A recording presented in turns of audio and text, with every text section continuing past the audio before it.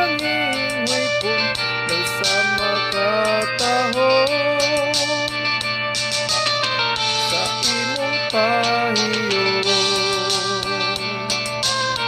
Ihangad kong langit ug nagpakiluoy